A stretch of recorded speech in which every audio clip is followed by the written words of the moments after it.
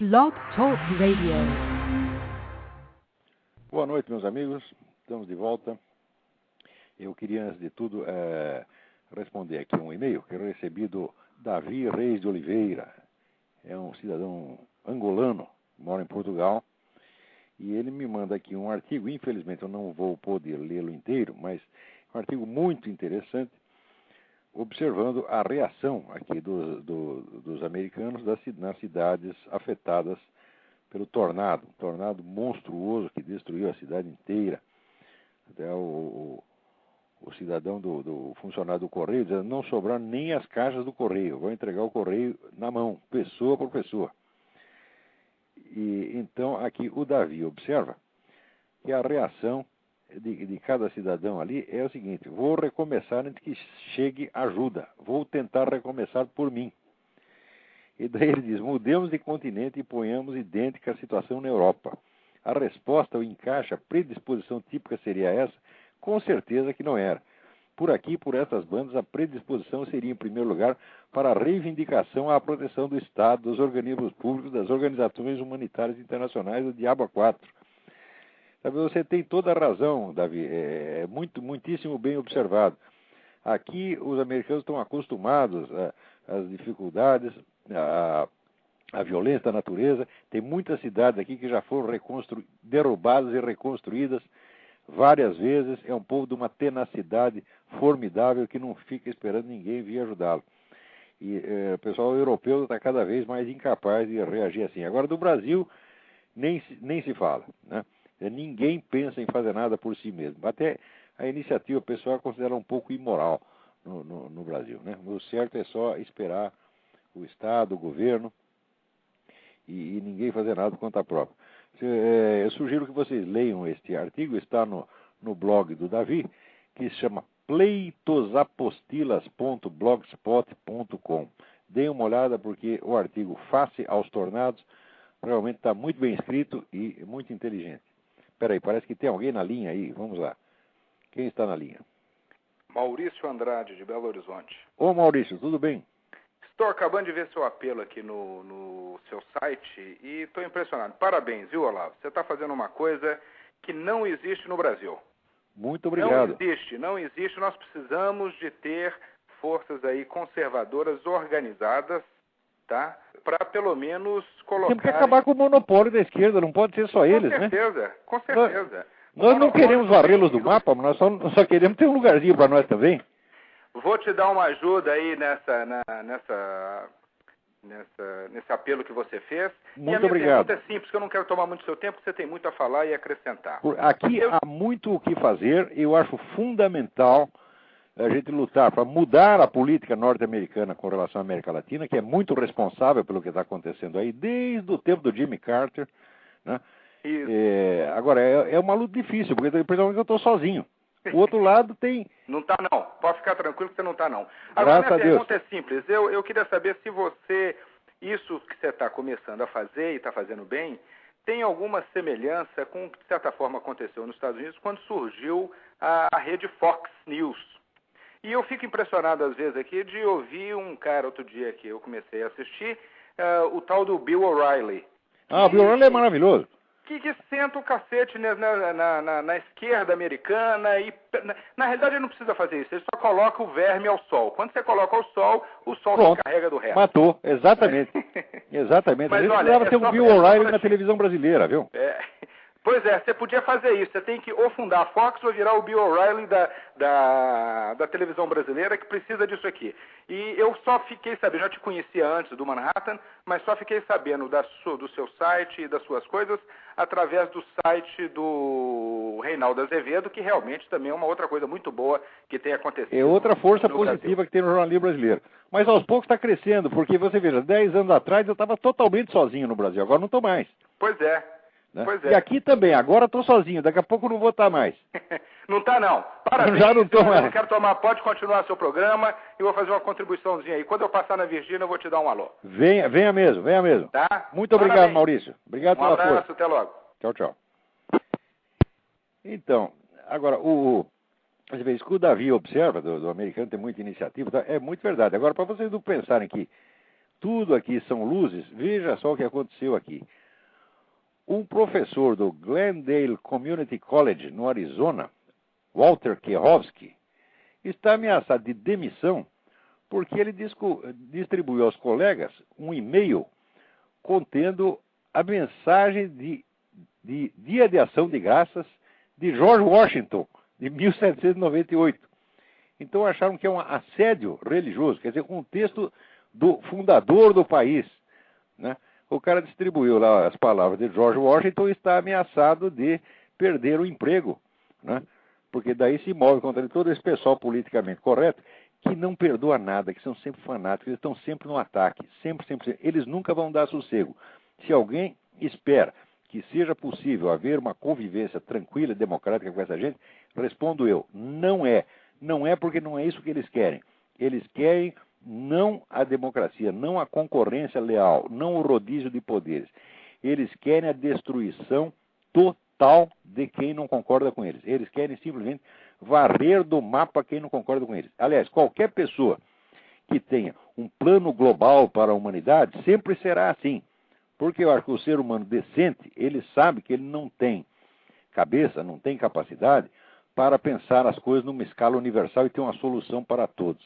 Quem tem uma solução universal na cabeça é um bandido, é um assassino já por natureza. É uma pessoa perigosa. Ora, o mundo seria muito melhor se não tivesse tanta gente tentando melhorá-lo. O que a gente tem que fazer é melhorar nós próprios, melhorar o nosso círculo de ação pessoal e agir dentro daquilo que a gente tem conhecimento e que a gente tem efetivo domínio. Esse negócio de querer reformar o mundo é sempre coisa de genocida. Então, com essa gente não é possível a convivência democrática. Então, já que eles querem nos destruir, bom, nossa resposta não pode ser querer destruí-los. Nós não vamos sair aí fuzilando pessoas que nem eles gostam de fazer, que nem vivem fazendo em Cuba, né? Mas nós podemos desmoralizá-los. Devemos desmoralizá-los a tal ponto que eles tenham vergonha de sair na rua. Se a gente contar tudo que tem para contar desses caras, tá certo? Ninguém vai nem querer olhar para eles. Olha aqui, eu vou dar aqui um exemplo. O meu amigo Luiz Afonso colocou no site dele, Contra a Maré Vermelha, que é um blog, againstred.blogspot.com, tá certo? Ele colocou lá um link para um vídeo que está no YouTube, em que um desertor da KGB, em 1984, explica que a ideia popular de que a KGB é um órgão de espionagem é muito errada. Ele diz que a quase totalidade das atividades da KGB é uma atividade de subversão ideológica, quer dizer, de penetração profunda nos meios de comunicação do país adversário, nos meios de comunicação, na mídia do país adversário, mídia, cinema, show business, etc., tudo, tá certo? E criavam uma política de desmoralização do país. E dizia ele, em 1984, que àquela altura o trabalho já estava praticamente realizado. Isso quer dizer que pelo menos metade da opinião pública americana, as convicções que essa gente tem são exatamente as que a KGB tinha começado a inocular aqui desde 1950. Dizia ele, então, que já era mais de 3 décadas desse trabalho, tá certo? Sobretudo através, vamos dizer, do show business e também da mídia. A opinião média do New York Times hoje é a opinião da KGB. E vocês não pensem que, com o suposto fim da União Soviética, a KGB parou de agir. As tais medidas ativas de subversão ideológica continuam igualzinho. E são bilhões de dólares que são gastos nisso. Tá certo? E o número de pessoas que trabalham para isso é incalculável. Quer dizer, não é aquela coisa de espionagem, de gente escondida. Não. É uma coisa de massa. Tá certo?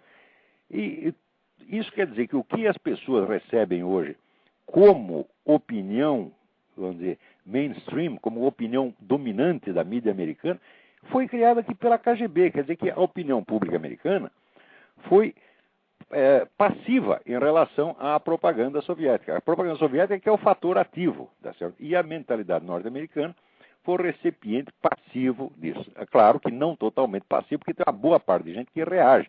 Mas mesmo as pessoas que reagem, elas não têm uma visão da profundidade desta ação soviética aqui, a ação que continua até hoje. Na KGB não foi demitido um único office boy, tá certo? O orçamento não diminuiu em um tostão, a coisa continua agindo até hoje. Sem contar a espionagem chinesa, que era até vamos dizer, o serviço secreto chinês, que era até protegido pelo Bill Clinton em troca da ajuda de campanha que ela recebeu. Então, dê uma olhada lá no againstred.blogspot.com. Se tiver dúvida, eu também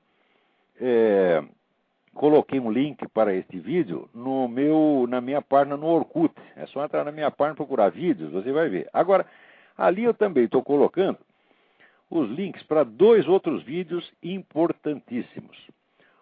Um chama Pense sobre Aborto. Dê uma espiada nesse vídeo. Vamos dizer que tem todos os dados fundamentais. Assim, em 10 minutos o vídeo resume tudo o que você precisa saber para entender que toda esta campanha abortista é deliberadamente mentirosa em tudo o que ela afirma, em cada detalhe, A começar pela alegação de que, vamos dizer, é preciso liberar o aborto por causa das mulheres pobres. Né? Então ali mostra assim que as mulheres pobres, que as mulheres pobres são sempre a minoria. Quem faz aborto é classe rica. Depois diz, é por causa das mulheres que tiveram problemas de saúde. Você vai ver, elas são 1%. Em suma, o que o pessoal quer é um aborto lúdico, tá certo? É um aborto à vontade, o aborto a pedido, o aborto por encomenda, o aborto a qualquer hora, a qualquer etapa da vida do bebê, pode ser 1 minuto antes do nascimento, 3 minutos, e a pessoa ainda tem dúvida de se aquilo que está lá é um ser humano. Quer dizer, não é possível, quer dizer, porque só porque abriu a barriga e o sujeito saiu, ele não era humano e se tornou humano, quer dizer, que mágica seria essa? Né? Quando espremidos por este argumento, eles respondem, não, de fato nós não sabemos onde começa a vida. Olha, onde começa a vida todo mundo sabe, a vida começa na fecundação, isso é coisa óbvia. Né? Isso é um dado elementar de biologia. O que eles querem dizer é que nós não sabemos se aquela criatura que está lá é um ser humano ou não. Porque eles imaginam que a condição de ser humano é uma coisa cultural, quer dizer, conferida pelo Estado. Depois que o nego nasce. Agora, acontece se a condição humana não for natural, for cultural, então ela não pode ser concedida na hora do nascimento. Porque não é possível que o sujeito, então logo nasceu, já absorve a cultura do seu meio. Então, esse raciocínio implicaria que o nego só ia ficar humano lá pelos 3 ou 4 ou 5 anos, e que antes seria um bichinho. Então, por que não poder matá-lo também aos 6 meses, 1 ano, 2 anos? Ou seja, todas as convicções abortistas são absurdas em si, são insultuosas à inteligência humana, não há nenhuma boa intenção por trás disso, é um desejo de alimentar o comércio de fetos, o comércio de órgãos humanos, a coisa mais macabra que já se inventou na humanidade. E esse vídeo, inclusive, mostra que você, somando todos os genocídios do século XX, você não chega a 1/10 do que vem sendo feito com o aborto, que já matou 804 milhões de crianças. Falando nisso, o segundo vídeo que está lá, que eu coloquei lá na minha página no Orkut, é um vídeo absolutamente impressionante, que é o depoimento do Dr. Bernard Nathanson. O Dr. Bernard Nathanson era um dos líderes do movimento abortista nos anos 60, 60, 70, e era dono da maior clínica de aborto que tinha nos Estados Unidos. E ele começa o depoimento dizendo assim, eu quando criança, eu era religioso, eu ia na escola judaica e o rabino me ensinava a Torá, etc, etc. Quando eu voltava para casa, o meu pai, que tinha sido educado na religião judaica, mas que tinha rompido com ela, ele ria da minha cara, ele me ridicularizava.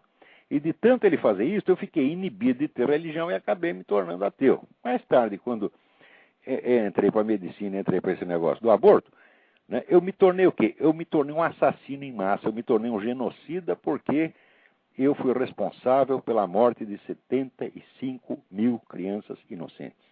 E por aí vai o depoimento dele, e mais adiante ele mostra como ele e os outros líderes do movimento abortista falsificaram dados, como os líderes do movimento abortista no Brasil estão falsificando agora, como esta maldita Folha de São Paulo falsifica ainda, tá certo? Que eu acho que o jornal deve ser processado por isso, tá certo? Quer dizer, o jornal que promete a cobertura honesta e depois cita dados furados, tá certo? Propositadamente falsificados pelo um órgão americano, dizendo que tem mais de 1,5 milhão de abortos clandestino no Brasil, quando na verdade não chega a 200 mil. Então, o jornal que faz isso, você tem que dar uma queixa na delegacia do consumidor, porque isso é propaganda enganosa. Vejam o vídeo do Dr. Bernard Nathanson. Eu tenho uma grande admiração por esse Dr. Bernard Nathanson, porque quando ele está só fazendo a coisa certa, é uma coisa. Agora, quando você, vamos dizer, entrou fundo no crime, tá certo? E de repente você toma consciência do que você fez, é preciso uma coragem extraordinária, é preciso uma inspiração divina, tá certo? Por nego confessar o que fez e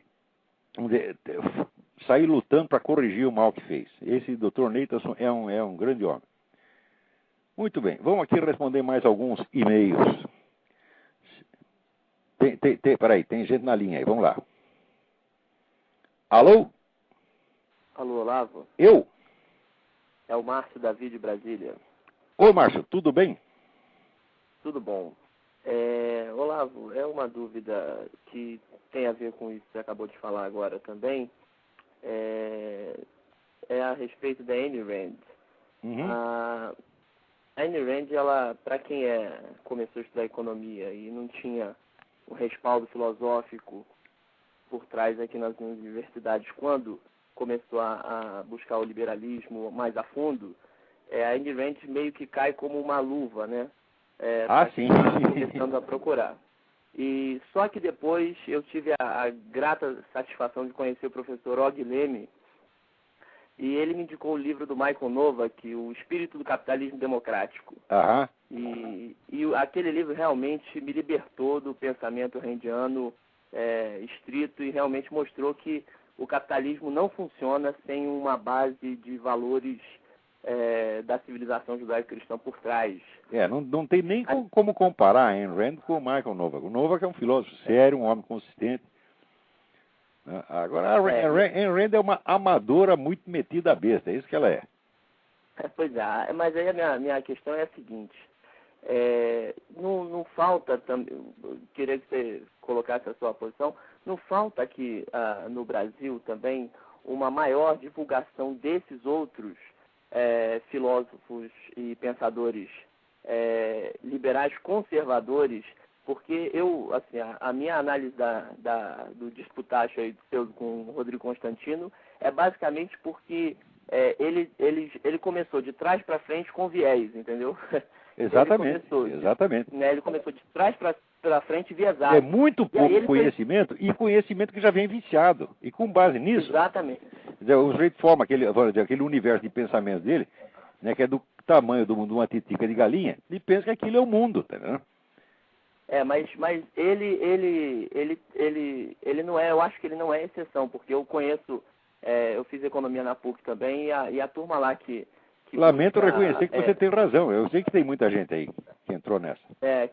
Que fica nessa. Então, se você pudesse, assim, eu vi que você tentou, você citou alguns no seu site, mas divulgar mais esses nomes, assim, para que a gente tenha mais alternativa de leitura nessa área aqui também. Muito bem. Agora, já que você falou na Ayn Rand, existe um ponto que é fundamental as pessoas entenderem. Quando ela propõe essa ética do egoísmo, é preciso ver que o egoísmo e altruísmo não são conceitos morais, tá certo? Nenhuma ação humana, tá certo? Ela pode ser, vamos dizer, delimitada em totalmente egoísta ou totalmente altruísta. Quer dizer, são uns conceitos puramente relativos e operacionais.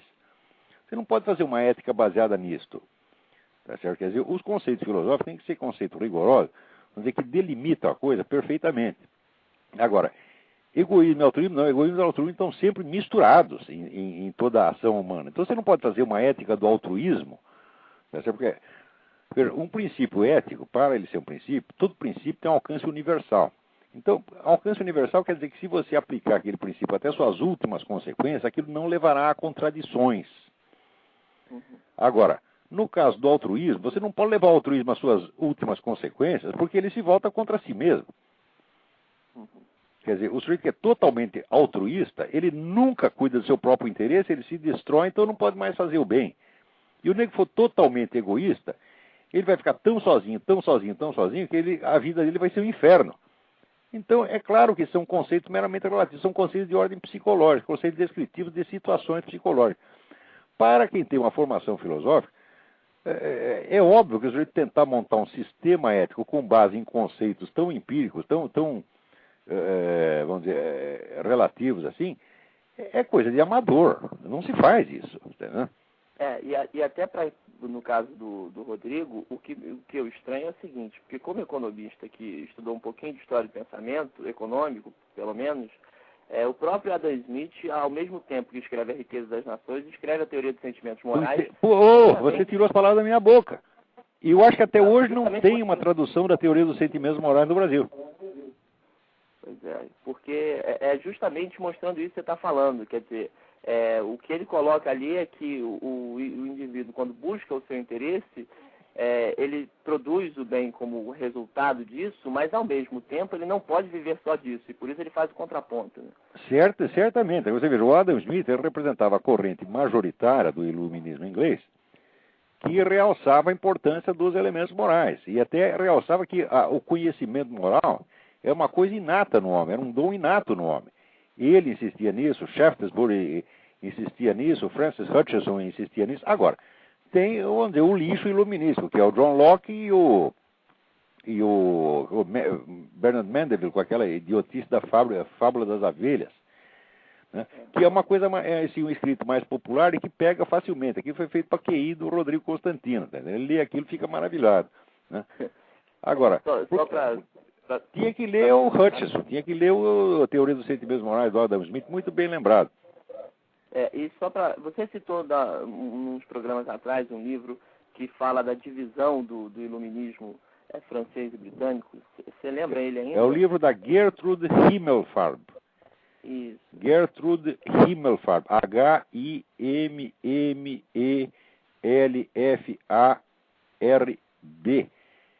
Ela era esposa do Irving Kristol, que foi um dos grandes teóricos do conservadorismo aqui nos Estados Unidos.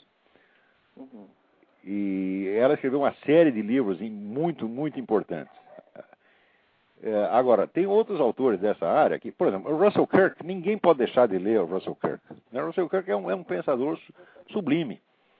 Se você quer ter ideia do que é a elevação moral que está dentro da ideia da democracia capitalista, o Russell Kirk é, como pessoa e como autor, uma espécie de encarnação disso.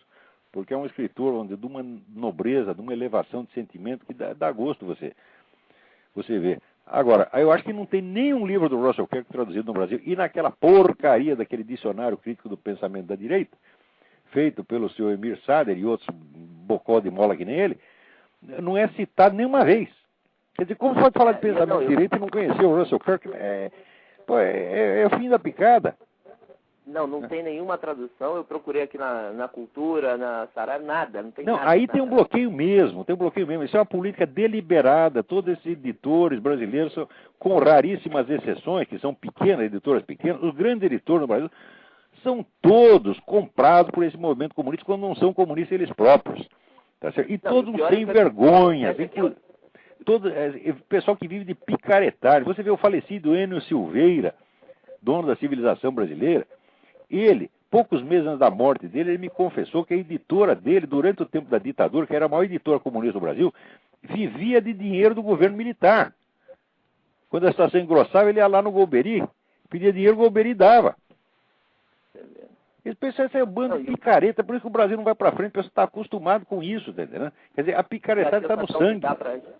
A sensação que dá pra gente aqui é a seguinte, é que os livros, os poucos que chegam aqui, primeiro chega a contestação, você nem sabe o que estão contestando. É isso quando não chega a falsificação, que, como o Emir Sader fez com o livro do Alain Besançon, que ele ele inverteu o sentido do livro na tradução. É uma coisa monstruosa, quer dizer, é uma espécie de cabresto, de viseiras que colocaram no leitor brasileiro para que ele não enxergue, não ouça e não saiba de nada. Isso é uma tirania ideológica que não é de hoje. No tempo da ditadura, a esquerda já exercia essa ditadura. No tempo da ditadura militar, a esquerda já tinha esse domínio completo, vamos dizer, dos meios de formação da opinião pública, e o governo não ousou mexer nisso aí. É uma coisa incrível. Quer dizer, os militares também ficaram lá 20 anos, tiveram mais poder do que ninguém e não quiseram mexer na hegemonia cultural da esquerda. Quer dizer, que omissão mais É por causa disso que nós estamos nessa situação de merda hoje. Mas eles são a minoria eternamente perseguida e não vai... Não, eles quando estão no governo, eles ainda são minoria perseguida. Mas é que nem a Benedita da Silva, que era governador do estado, ainda se considerava pobre e oprimida. Né? Olavo, obrigado aí por tudo, parabéns. Obrigado eu pelo apoio. Volto sempre. Abração. Agora aqui tem um e-mail do André perguntando: a morte de Deus anunciada por Nietzsche no século XIX é o que estamos vendo acontecer desde então? Esse vazio cultural da Europa Ocidental, cada vez mais ateia, cada vez mais cientificista e materialista, o vazio anunciado por ele nunca foi preenchido desde lá. Ou foi e se esvaziou novamente num eterno retorno ao mesmo tema. Resumindo melhor a pergunta, esse excesso de maldade no mundo atual, essa satanização, não é a morte de Deus que Nietzsche descreveu no século XIX? Bom, isso aí é a morte da Europa. Deus acho que está passando muito bem, Deus não foi afetado por isso. Quer dizer, para quem entende o que é, vamos dizer, vagamente a ideia de Deus, né, sabe que você dizer que Deus morreu é cuspir para cima. Nietzsche, depois de que Deus morreu, né, ficou louco logo em seguida, né? E morreu abraçado num burro, chorando de piedade. Ele que pregava que a gente tem que ser durão, etc. Viu o carroceiro bater no burro, ficou com dó do burro, se abraçou no burro e ficou chorando. Né? Quer dizer, olha que vexame, que mico. Né? O maior mico filosófico de todos os tempos. Né? Então, Deus não está nem aí, você está entendendo? E no máximo ele fica com dó de nós, mas não vai ficar com dó assim como Nietzsche ficou do burro. Porque ficar com dó já ficou uma vez. Mandou o filho para morrer para ver se quebrava o nosso galho. Tá? Ele não vai fazer isso de novo, não. Muito bem. Agora, aqui tem alguém me envia um artigo do Tiago Ramos. Pequena consideração sobre razão e fé. O artigo está muito bom, com um protesto pela impropriedade do título, porque não se diz pequena consideração, e sim breve consideração. Mas esse negócio da propriedade vocabular é uma coisa que hoje em dia está difícil no Brasil, porque o idioma está em dissolução. Então as pessoas, às vezes, não acham as palavras certas, né? Precisa treinar para isso aí. Mas o artigo está muito bom.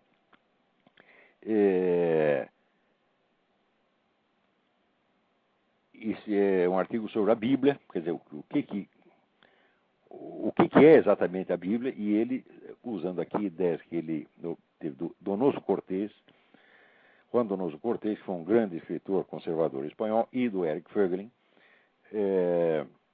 dá aqui uma explicação muito boa. Não vou poder ler o artigo inteiro, evidentemente, mas vou dar aqui o endereço. É www.folhasdispersas.blogspot.com. Tiago Ramos. Muito bem, Tiago. Vamos ver o que tem mais aqui. Agora, aqui, o Lopes. Lopes me escreve aqui uma carta muito inteligente, com muitas citações interessantes. Eu também não vou poder ler inteira. Pelo amor de Deus, não me enviem carta comprida, porque eu não posso ler inteira. Não dá. Né? Mas ele diz aqui, ele explica por que, embora ele seja anticomunista, ele não se sente persuadido a incrementar as fileiras conservadoras. Tá certo? Então, ele cita aqui vários trechos célebres, ele encontrou aqui no Bhagavad Gita, né, no Nietzsche, no Schopenhauer, várias citações contra a família, tá certo? E ele diz que como a Igreja Católica fomenta a família, né, ela, na verdade, ela pode criar uma espécie de politicamente correto em cima do outro. Algumas dessas citações, por exemplo, ele cita aqui o Bhagavad Gita, né, onde Arjuna, né, o herói da história, Arjuna, se enfrenta com a família, os inimigos dele saem da própria família. E então, quando ele fica com dó dos parentes e não quer matá-lo, aparece Krishna e disse, né, que essa fraqueza era indigna de um guerreiro, que ele tinha que se levantar e matar os parentes mesmo. Bom, muito bem. O Bhagavad Gita é uma imagem da alma humana, tá certo?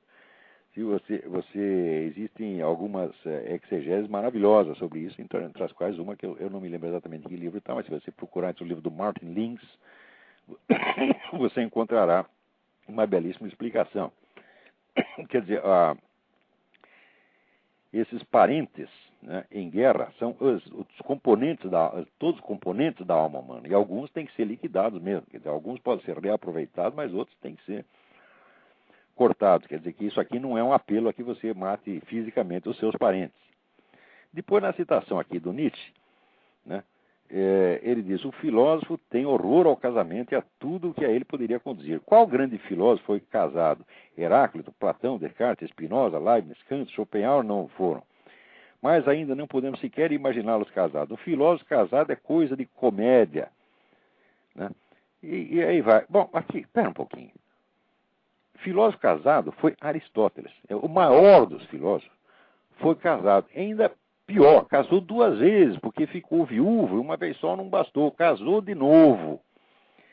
E se você vê, vamos dizer, o testamento que Aristóteles deixou, né, dividindo os seus bens entre seus parentes, seus amigos, os seus protegidos, etc., etc., você vê o profundo carinho que esse homem tinha, né, pela sua família, até pelos seus escravos, que ele tratava como amigos e a quem ele libertou, legou propriedade para eles.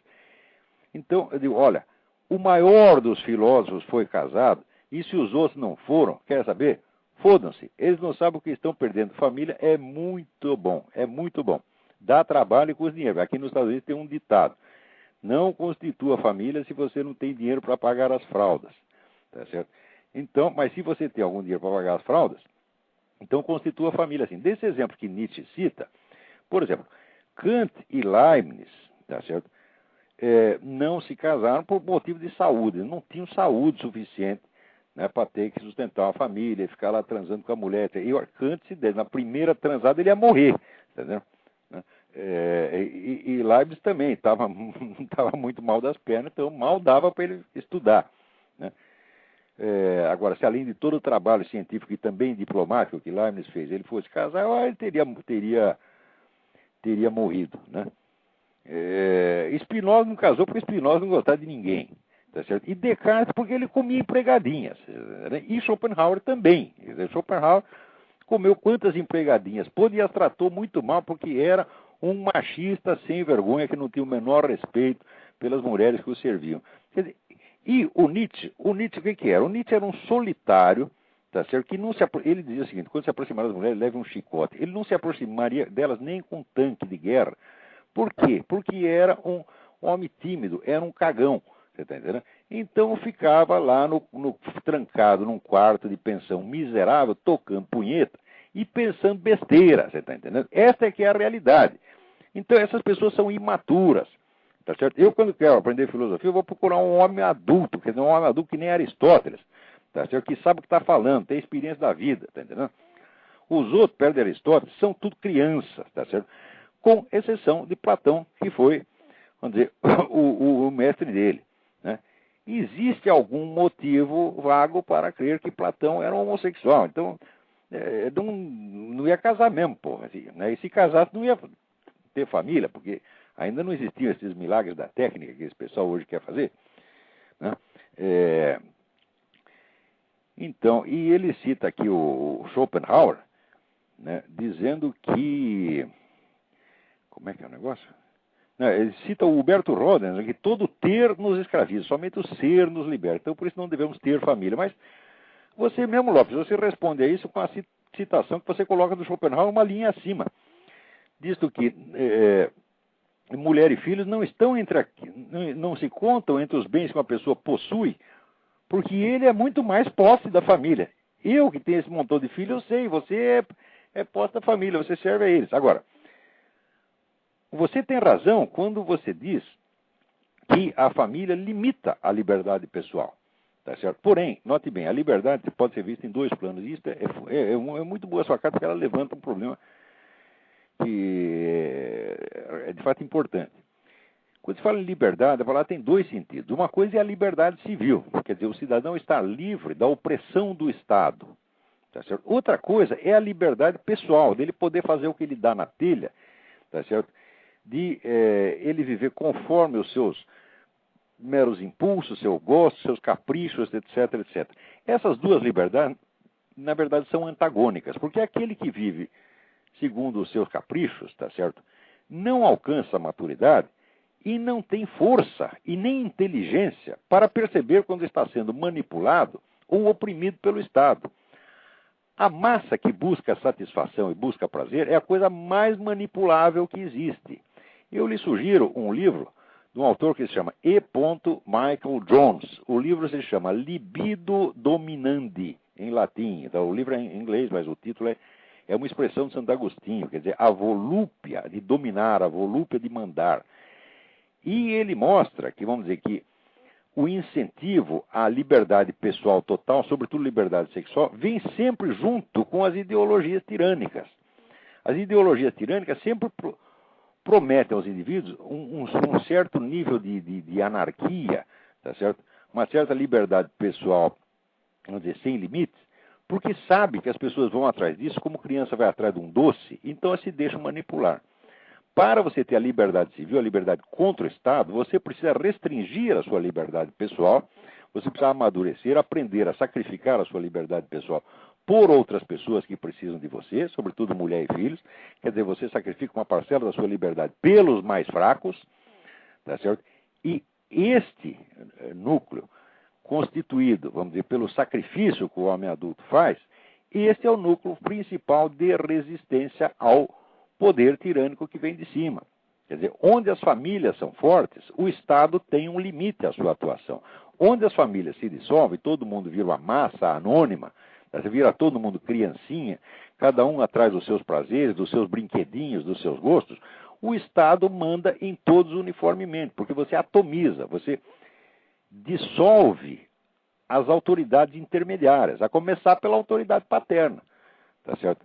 Você dissolve as autoridades, você dissolve a escala de autoridade que existe na sociedade e só fica 2 degraus na escala, fica o de cima e o de baixo. Quer dizer, quem não está em cima está embaixo. Isso é a definição do totalitarismo. Então, é claro que a família limita a liberdade pessoal, mas ela é o grande instrumento de defesa da liberdade civil. Então, vamos lá, vamos ver o que mais temos aqui. Ah, olha aqui. Alguém aqui me mandou essa notícia de que o Vaticano propõe um acordo anti-aborto. Está negociando com o governo brasileiro um acordo. Eu não sei o que o Vaticano está oferecendo em troca disso, mas nesse acordo o Brasil renunciaria a legalizar o aborto e, vamos dizer, pararia as exceções da legislação de aborto onde elas já estão. Note bem que essas exceções atualmente são que o Estado brasileiro admite o aborto em caso de estupro ou estado de risco iminente de vida para a mulher.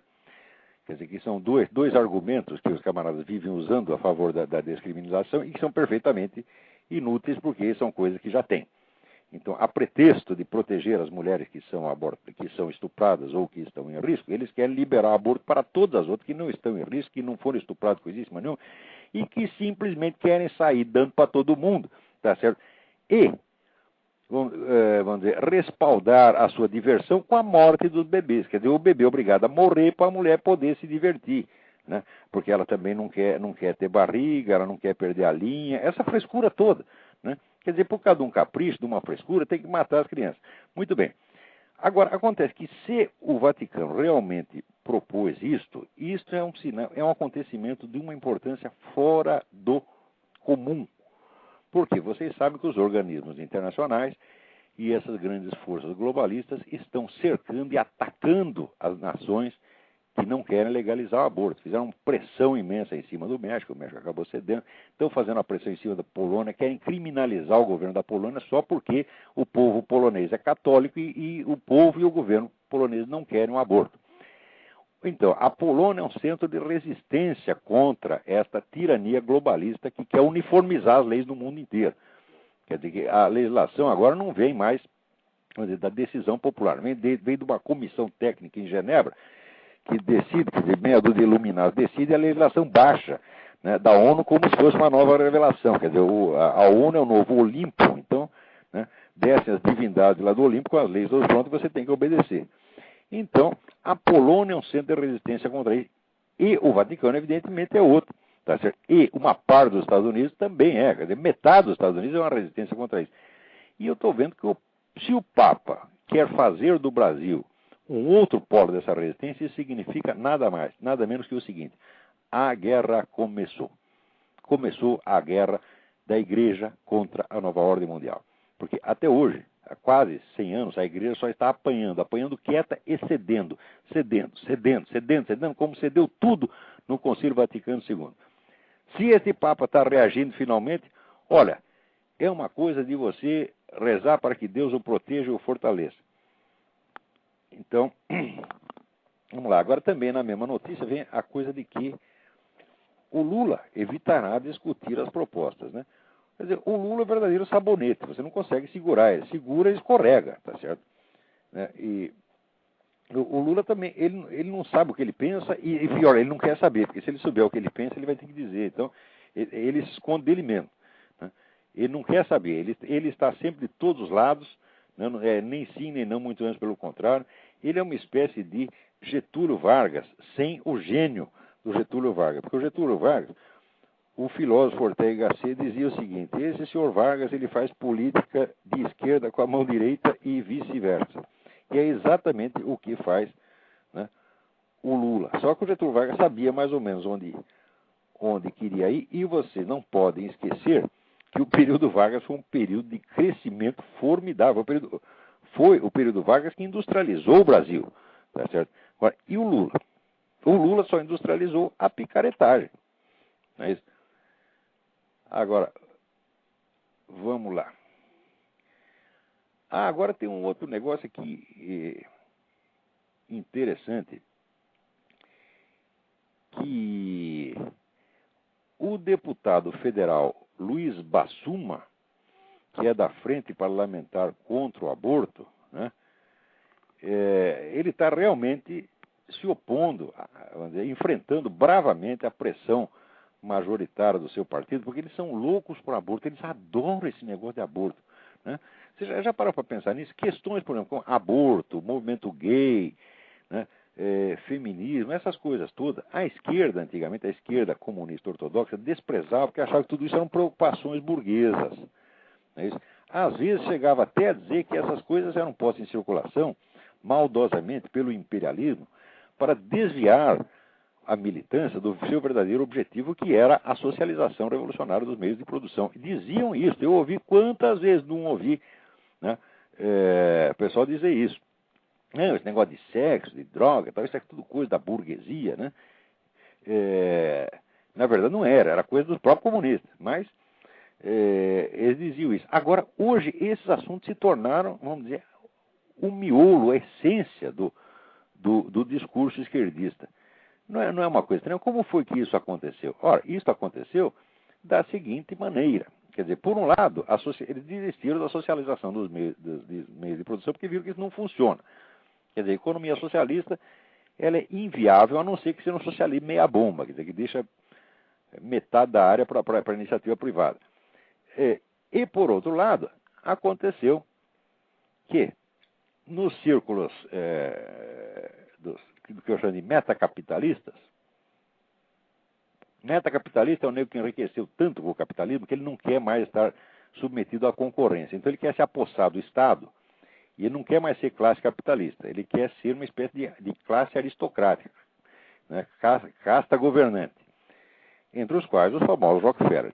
Alguns dos Rockefeller eram maníacos por esse negócio de controle da natalidade. Inventaram esse plano de controle da natalidade porque eles achavam que o terceiro mundo não ia aguentar, né? Se continuasse nascendo gente no terceiro mundo, ia todo mundo morrer de fome. Então precisava fazer uma campanha para nascer menos crianças no terceiro mundo.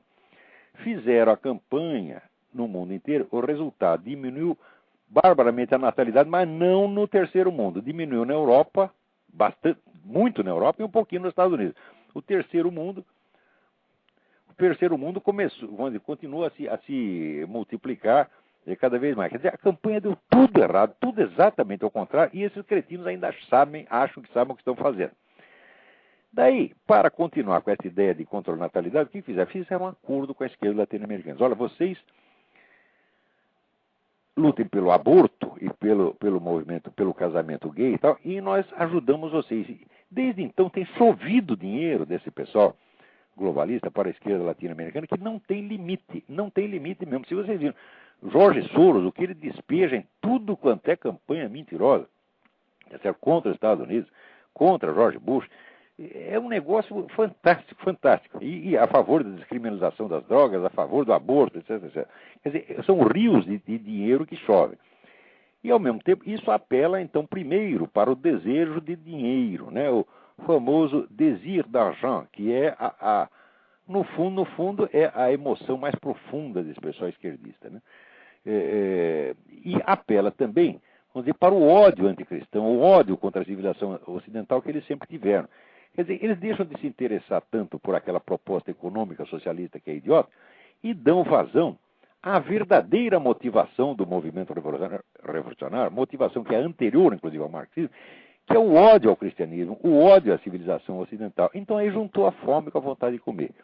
Juntou esse negócio, essa mania demográfica desses ricaços, com este anticristianismo visceral e fanático desta gente. E também tem um apelo, esse negócio da aborto, quer dizer, você matar milhões de fetos, tem um certo apoio, vamos dizer, ritualístico satanista. Tem gente que gosta disso. Quer dizer, ouve falar disso, o conceito começa a babar. Nós vamos matar milhões de fetos. Vocês acham uma delícia isso aí, né? Quer dizer que isso tem um sentido ritualístico, mas é evidente que tem. Isso tem uma espécie de operação mágica. Não se pode matar milhões de crianças sem que isso tenha um efeito espiritual, psicológico sobre a humanidade, pô. E os caras gostam disso por quê? Porque eles querem entrar fundo na experiência do mal, na experiência da negação. Quer dizer, leiam o livro do Albert Camus, L'Homme Révolté, O Homem Revoltado, que é uma fenomenologia, vamos dizer, do espírito revolucionário, do espírito de revolta. Tá certo? E vocês vão ver que, no fundo, toda revolta, como diz ele, é revolta metafísica, é revolta contra Deus, é revolta contra a ordem do cosmos e é revolta contra a realidade. É amor à destruição enquanto tal.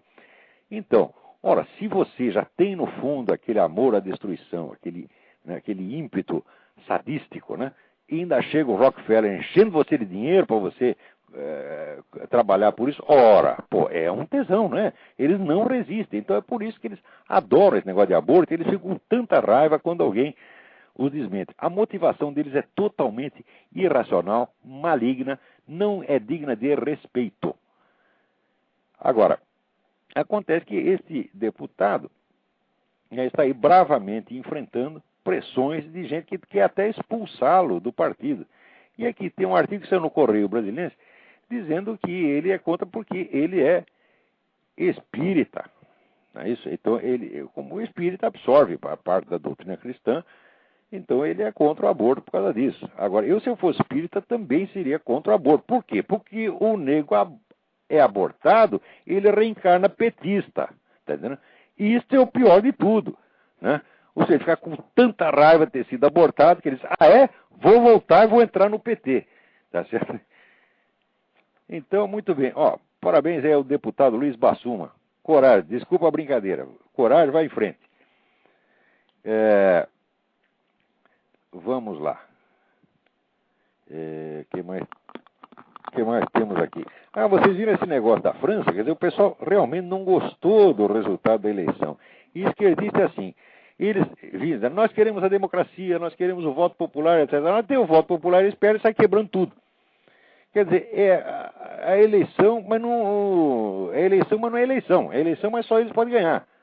Você votou no outro, não pode. É eleição, mas não pode, só pode votar num lado. E sempre foi assim, e sempre será assim. Quando é que vocês vão entender que esquerdista é maluco mesmo. O esquerdista tem um parafuso a menos, e é gente perigosa. Esquerdista não é normal, meu Deus do céu. Se esquerdista fosse normal, teria existido esquerdista ao longo de toda a história. E o esquerdismo não existia esquerdismo, quer dizer, veja, milhões de pessoas, cada uma delas achando que tem a solução dos problemas do mundo na cabeça e que tem que matar quem não concorda, isto nunca existiu na história humana em civilização alguma. E isso foi uma coisa que foi aparecendo lentamente na Europa, primeiro com grupos minoritários, vamos dizer, grupos heréticos dentro da igreja, foram se rompendo com a igreja, inventando o cristianismo deles, o cristianismo no qual eles mesmo eram o Cristo, né, o Cristo que vinha, vamos dizer, punir os maus e premiar os bons, cada um deles se achava habilitado a isso, mas no começo eram grupos pequenos. Aos poucos isso foi alastrando, e foi a partir do século XVIII que isso virou um movimento de massas, quer dizer, eram seitas ou gnósticas ou outro tipo de heresias que se tornaram um movimento de massa. E é um fenômeno exclusivamente moderno. Então é uma coisa anormal, porque aquilo que é normal no ser humano existiu desde sempre. Nós somos iguais, tá certo? Aos homens de todas as épocas e de todos os lugares. Pode ser no século V a.C., no Egito, né? na Patagônia, na China, no Raio Parto, o ser humano ele tem uma estrutura permanente que permite que nós nos reconheçamos por trás das nossas diferenças meramente culturais, históricas e epocais. Tá certo? Quer dizer, a condição humana é a mesma e permite o reconhecimento. Tá certo? Agora, coisa que não existe permanentemente no ser humano, coisa que só existe numa certa civilização, durante uma certa época, é claro que é uma anomalia. Tá certo? Então, esquerdismo é uma doença espiritual. E olha, eu estou cada vez mais achando que não é só uma doença espiritual, estou achando que é uma doença psicológica no sentido clínico, no sentido clínico da coisa. Já existem alguns estudos que estão cada vez mais me levando a essa conclusão. Eu tenho lido umas coisas aí, depois num programa futuro vamos comentar isso aí. Muito bem. Agora, o meu amigo Carlos Granier, jornalista venezuelano, ele escreve aqui um artigo sobre o projeto do etanol, que diz que o acordo, né, para a produção do etanol resultou num desastre diplomático para a dupla Castro-Chaves e numa das tragicomédias mais assombrosas da história regional, nas quais a dupla perdeu frente à coalizão de países que têm interesse em desenvolver essa opção energética. Bom, é verdade. Quer dizer que, economicamente, isso foi, vamos dizer, um prejuízo para o Chaves. Foi, não, vai ser. Né? Mas eu não creio. Até aí está certo, mas talvez o Granier esteja sendo um pouco otimista demais ao acreditar que isso é realmente uma ruptura dentro da esquerda latino-americana. Né? Apesar do discurso do Fidel Castro, discurso que não faz sentido, porque ele diz, não, nós temos que plantar alimentos e não combustível. Né? Isso aí é o fim da picada, porque produzindo etanol, o pessoal vai ganhar muito mais dinheiro, tá certo? Vai poder comprar muito mais alimento, e ela vai poder produzir também muito mais alimento. E, aliás, o próprio Fidel Castro sabe disso, porque antes eles mesmos eram entusiastas desse negócio do etanol, agora de repente mudaram de ideia, eles são dois palhaços mesmo. Mas eu não creio que isso seja uma ruptura profunda e efetiva na esquerda latino-americana. Por quê? Porque eles têm planos estratégicos comuns desenvolvidos ao longo de 50 anos. E essa questão do etanol é um interesse nacional brasileiro. Isso é bom para o Brasil, tá certo?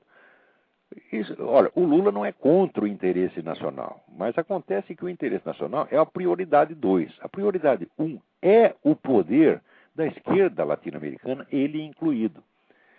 Ele não pode romper a unidade da esquerda latino-americana, senão ele está ferrado. Ele está ferrado, em primeiro lugar, politicamente, que o pessoal da esquerda vai fritá-lo. E pode estar ferrado até fisicamente, que o pessoal da Farc lhe manda dar um tiro na cabeça e babau, acabou-se o Lula, tá entendendo? Quer dizer, isso não é brincadeira. A ideia do George Bush foi a de usar o interesse nacional brasileiro como arma para, de certo modo, criar uma divisão dentro da esquerda latino-americana. Mas o Lula já provou que ele é capaz de sacrificar o interesse nacional à unidade da esquerda latino-americana. Então, toma lá da cá. Recentemente, no caso da Bolívia, ele sacrificou o interesse nacional pela unidade da esquerda latino-americana. Agora ele está em condição de barganhar. Chega lá e fala, peraí, agora chegou a vez do Brasil, o Brasil também tem que ganhar um pouco, não é só vocês que ganham. Tá? E eu acho que o Chaves, apesar de todo esse show que ele está fazendo, Chaves e Morales, etc., são perfeitamente capazes de compreender isso e são capazes de negociar. No mínimo são capazes de negociar. Por quê? Porque o dinheiro não é deles. O dinheiro é de quem trabalha. O dinheiro é da população sofrida, que esse pessoal acha que é deles. Porque eles acham que o Estado é deles, que ele pode fazer o que quiser. Tá certo? E que quem não concorda com eles, né, tem que ir para a cadeia. Aliás, por falar nisso, esta semana estava aí um grupo de deputados equatorianos, né, que foram caçados, foram simplesmente mandados embora do parlamento pelo presidente Correia, do Equador. E vieram aí pedir socorro para a Comissão de Direitos Humanos da OEA. Aquele seu Insulza, né? Vê o nome do cara, Insulza. Né? Insulza é mistura de insulto com insosso, né? Então, esse seu insosso, ele já como que avisando os deputados que ele não ia ajudá-los, chamou um conferencista puxa-saco do Correia para fazer uma conferência exatamente no dia que os homens estavam aí para pedir socorro. Como que diz, não vem que não tem. Né? Agora, os camaradas chegaram aí, veja como são as coisas. Eles não tinham dinheiro para um hotel, estavam dormindo empilhados na sala de uma salinha pequena na casa de uma pessoa amiga em Washington, não tinham dinheiro para o hotel. Agora, você imagina se eles fossem do MST, se fosse da FARC, se fosse do PT, estava tudo em hotel de 5 estrelas, cheio de mulher, numa suruba dos diabos, tá entendendo? Paga com dinheiro público, tá certo? Como esses caras fazem. Você não viu o governador da Bahia, o seu Jacques Wagner, né? Fazendo quase, né? Chegando a uma suruba, às vias de fato, com a mulher do ministro, né? Na frente de todo mundo, e aquilo numa festa que paga com dinheiro público. E ninguém mais acha nada, porque o brasileiro já está totalmente desmoralizado, pode fazer tudo, o pessoal do PT pode cuspir na cara dele, pode peidar na cara dele, pode fazer o que quiser, e eles, sim senhor, sim senhor, sim senhor, porque é uma alma cansada, né? O brasileiro já passou do ponto de se escandalizar. Quando ele se escandaliza, agora ele fica com raiva dele mesmo, em vez de ficar com esses caras. Né? Então, se fosse essa gente aí, estava tudo em hotel de 5 estrelas, tá certo? E nós estaríamos pagando, né, as putas para eles, tá certo? É duro, né? Muito bem. Esse seu Jacques Wagner, por exemplo, eu acho que tinha que ser tirado do cargo a pontapé, mas a pontapé e 10 minutos depois. Ele e esse Gilberto Gil que fica emprestando a mulher para o outro ficar se esfregando nela lá em público. Quer dizer, é corno, tá certo? É cornudo contente. Quer dizer, está mostrando aquilo e está orgulhoso, porque ele acha que ele é progressista. Isso é ser porque, né? O que antigamente era corno, agora é ser progressista, é ser um cara iluminado. Ora, porra, quer dizer, vai ser iluminado, pelo menos vai se ilumine com discrição, vai lá fazer a sua surubinha num hotel, tá entendendo? E vai fazer com o seu dinheiro, não com o nosso, porra. Né? Agora, tem muita coisa mais para falar, mas não há mais tempo. Deixa eu ver se tem alguma coisa muito urgente. Tem alguém na linha aí? Não, agora não tem ninguém. Não. Muito bem. Não, o que quer que seja, vai ter que ficar para a semana que vem. Não dá mais. Lamento muito. Então, muito obrigado a todos. Até a semana que vem.